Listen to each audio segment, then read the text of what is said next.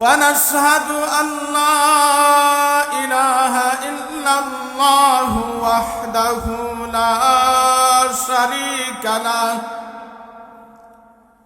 ونشهد أن سيدنا ومولانا محمدا عبده ورسوله صلى الله تعالى عليه وعلى آله وأصحابه وبارك وسلم أما بعد فأعوذ بالله من الشيطان الرجيم بسم الله الرحمن الرحيم وأما من خاف مقام ربه ونهى النفس عن الهوى فإن الجنة هي المأوى بارك الله لنا ولكم في القرآن العظيم ونفعنا وإياكم بالآيات والذكر الحكيم আজকের মাহফিলের শ্রদ্ধাভাজন সভাপতি উপস্থিত নায়েবে নবী হযরত উলামায়ে কেরাম মুরব্বিয়ানে আযম পর্দার আড়ালের মাহবুন ও এলাকার সর্বস্তরের মুসলমান ভাই আমরা সর্বপ্রথম মহান রব্বুল আলামিনের দরবারে শুকর আদায় করি যিনি আমাদেরকে উলামায়ে কেরামের মুখ থেকে আলোচনা শুনে জীবন ঘরে দুনিয়া এবং আখিরাতে সফলকাম হওয়ার তৌফিক দান করেছেন। এই জন্য আমরা সর্বপ্রথম মহান রব্বুল আলামিনের দরবারে শুকর আদায় করি এবং একবার অন্তরকুলে ঈমানি কণ্ঠে আওয়াজ দিয়ে বলি আলহামদুলিল্লাহ। মুহতারাম হাজিরিন, হুজুর চলে আসছেন। হুজুর আসার আগ পর্যন্ত আমি সংক্ষিপ্ত আকারে আপনাদের সামনে কিছু কথা বলবো। আমি আপনাদের সামনে আলোচনা করার জন্য সূরাতুন নাজিয়াতের 40 এবং 41 নম্বর আয়াত তিলাওয়াত করেছি। আল্লাহ তাআলা বলেন, যে শেষ বিচারের ভয়ে একদিন আল্লাহর সামনে দাঁড়ায়া এই দুনিয়ার জীবনের হিসাব দিতে হবে। কি বলেন? একদিন আল্লাহর সামনে দাঁড়িয়ে এই দুনিয়ার জীবনের হিসাব দিতে হবে, এই ভয়ে যারা দুনিয়ার জিন্দেগিতে সব ধরনের গুনাহ থেকে বাঁচতে পারবে, এর ফলাফল কি আল্লাহ বলেছেন? এর ফলাফল হলো, ঠিকানা হলো জান্নাত। বলেন তো, শেষ বিচারের ভয় দুনিয়ার কিছু মানুষের দরকার না সব মানুষের দরকার? গুনাহ থেকে বেঁচে থাকা কিছু মানুষের দরকার না সব মানুষের দরকার? জান্নাত সব মানুষের দরকার না? তাই আমি আপনাদের সামনে সর্বস্তরের সকল মানুষের দরকারি কিছু কথা শোনানোর জন্য দুটো আয়াত তিলাওয়াত করেছি।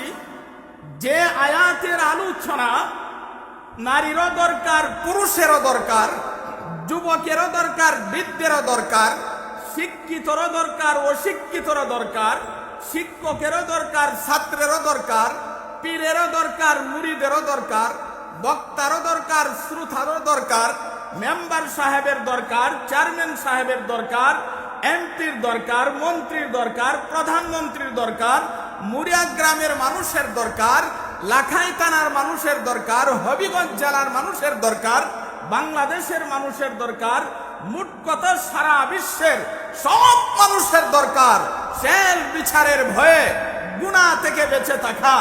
আর যদি আমরা শেষ বিচারের ভয়ে গুনাহ থেকে বাঁচতে পারি, আমাদের ফলাফল হলো, ঠিকানা হলো জান্নাত।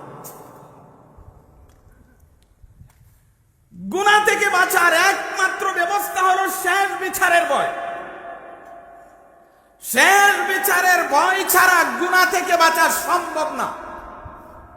যার অন্তরে শেষ বিচারের ভয় আছে, এই লোকটা নামাজ ছাড়তে পারে না, রোজা ছাড়তে পারে না, হজ ছাড়তে পারে না, যাকাত না দেয়া পারে না, হজ না করে পারে না, যার অন্তরে শেষ বিচারের ভয় আছে, সুদ খাইতে পারে না, ঘুষ খাইতে পারে না, মদ খেতে পারে না, গাঁজা খেতে পারে না, যার অন্তরে শেষ বিচারের ভয় আছে, আল্লাহর বিধান বিশ্ব নবীর তরিকা লঙ্ঘন করতে পারে না।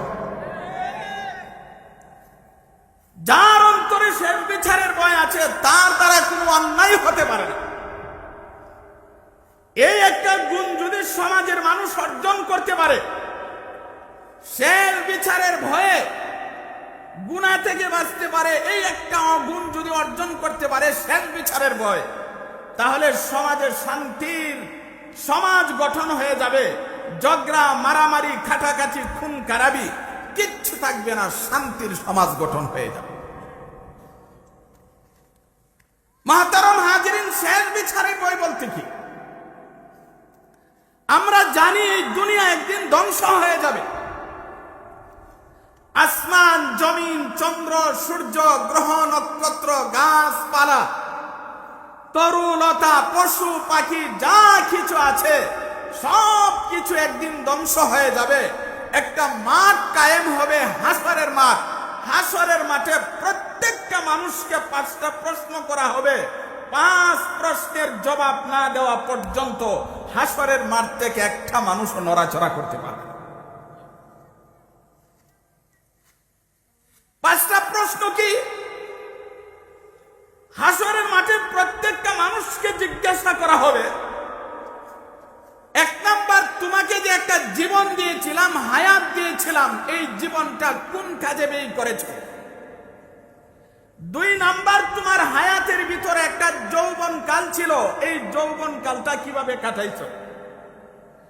3 নাম্বার, তুমি দুনিয়াতে লক্ষ লক্ষ টাকা উপার্জন করেছিলা, হালাল পন্থায় উপার্জন করেছিল না হারাম পন্থায়? আজকে জবাব দাও। 4 নাম্বার, এই টাকা পয়সা যে উপার্জন করার পরে তুমি যে ব্যয় করেছো, হালাল পন্থায় না হারাম পন্থায়, হিসাব দাও। 5 নাম্বার, আল্লাহর বিধান নবীর তরিকা যতটুক জানতে জেনেছিলে মানছো কিনা তা হিসাব দাও। এই 5টি প্রশ্নের জবাব না দেওয়া পর্যন্ত একটা মানুষও হাসরের মাঠ থেকে নড়াচড়া করার ক্ষমতা নাই। সুতরাং আল্লাহ বলেছেন, ওয়া আম্মা মান খাফা মাকামা রাব্বিহি ওয়া নাহান নাফসা আনিল হাওয়া ফাইন্নাল জান্নাতা হিয়াল মাওয়া। যারা শেষ বিচারের ভয়ে একদিন আল্লাহর সামনে দাঁড়িয়ে আমার জীবনের হিসাব দিতে হবে, আল্লাহর সামনে দাঁড়িয়ে আমার যৌবনের হিসাব দিতে হবে, আল্লাহর সামনে দাঁড়ায়া আমার দান সম্পদের হিসাব দিতে হবে, আল্লাহর সামনে দাঁড়িয়ে আমি আল্লাহর বিধান নবীর তরিকা মতো চললাম কিনা এই হিসাব দিতে হবে। এই ভয়ে যারা দুনিয়ার জিন্দেগিতে গুনাহ থেকে বাঁচতে পারবে, আল্লাহ ঘোষণা করেছেন মরণের পরে তার ঠিকানা হলো জান্নাত।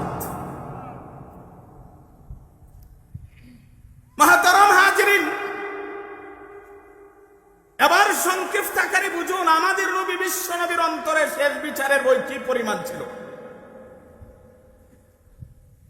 আমাদের নবী বিশ্ব নবী একদিন নবীজির কোন এক বিবির ঘরে রাত্র যাপন করার জন্য গেলেন, কিন্তু সারা রাত নবীজির ঘুম হচ্ছে না।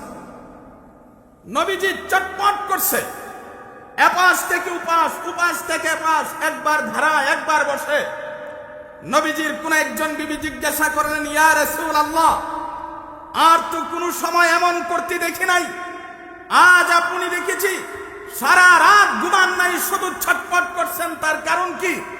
আমাদের নবী বিশ্ব নবী বললেন, শোনো, আমি যখন ঘরে আসলাম বিশ্রাম করার জন্য, তখন দেখি একটা খেজুর বিছানার নিচে পড়ে আছে। মনে করলাম খেজুরটা নষ্ট হবে, এই খেজুরটা উঠিয়ে পরিষ্কার করে খেয়ে ফেললাম। খাওয়ার পরে আমার মনের ভিতরে একটা ভয় যাচ্ছে, যদি এই খেজুরটা সৎকার খেজুর হয়, আমি নবীর জন্য তো সৎকা খাওয়া হালাল নয়, আল্লাহ যদি আমাকে জিজ্ঞাসা করেন আমি কি জবাব দিব? অথচ সেই খেজুরটা তো নবীর ঘরে, নবীর বিবির ঘরেই ছিল, নিজেরই খেজুর। একটা খেজুর খাওয়ার কারণে নবীজির অন্তরে এমন ভয় ঢুকে গেছে, আর আজ আমাদের অবস্থা হলো হারাম খেয়ে সারা রাত আরামে ঘুমাই, কোনো টেনশন নাই। আমাদের নবী বিশ্ব নবীর অন্তরে শের বিচারের বই কি পরিমাণ ছিল। ইসলামের প্রথম খলিফা হযরত আবু বকর রাদিয়াল্লাহু তাআলা আনহু, যিনি ইসলামের প্রথম খলিফা ছিলেন এবং বিশ্ব নবীর শ্বশুর ছিলেন, যিনি দুনিয়াতে জান্নাতের সার্টিফিকেট পেয়েছেন, হযরত আবু বকর রাদিয়াল্লাহু তাআলা আনহু, উনার অন্তরে শের বিচারের বই কি পরিমাণ ছিল। হযরত আবু বকরের একটা গোলাম ছিল, গোলাম। একদিন গোলামে কিছু খাবার নিয়ে আসলেন, হযরত আবু বকর রাদিয়াল্লাহু তাআলা আনহুর সামনে পেশ করলেন। হযরত আবু বকর রাদিয়াল্লাহু তাআলা আনহুর পেটে বড় খিদা, এই খাবারগুলো খেয়ে ফেললেন। এবার গোলাম বললেন, হুজুর, আমি যে আপনার সামনে খাবার পেশ করেছি, আপনি তো আমারে জিজ্ঞাসা করেন নাই কোথায় থেকে আনছি। এবার হযরত আবু বকর রাদিয়াল্লাহু তাআলা আনহু জিজ্ঞাসা করলেন, বাবা, তুমি এই খাবার কোথায় থেকে এনেছো? গোলাম বললেন, হুজুর, আমি জাহিলিয়াতের যুগে, জাহিলি যুগে কুফরি কালামের মাধ্যমে জারফুক করতাম। বলেন তো, কুফরি কালামের মাধ্যমে জারফুক করা হালাল না হারাম? হারাম। কুফরি কালামের মাধ্যমে জারফুক করে বিনিময় নেওয়া হারাম। আজ বর্তমানে যারা কবিরাজি করে, শতকরা ৯৯ জন কবিরাজ বাটপার, দুঃখাবাজ, দাঙ্গাবাজ। হযরত আবু বকর রাদিয়াল্লাহু তাআলা আনহু জিজ্ঞাসা করার পর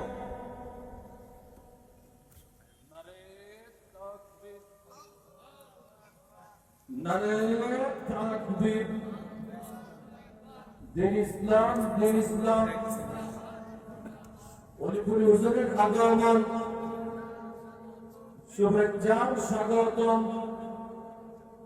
আহলে সুন্নাত ওয়াল জামাত জিন্দাবাদ, জিন্দাবাদ। সম্মানিত মুসলিয়ানে কেরাম, সম্মানিত মুসলিয়ানে কেরাম,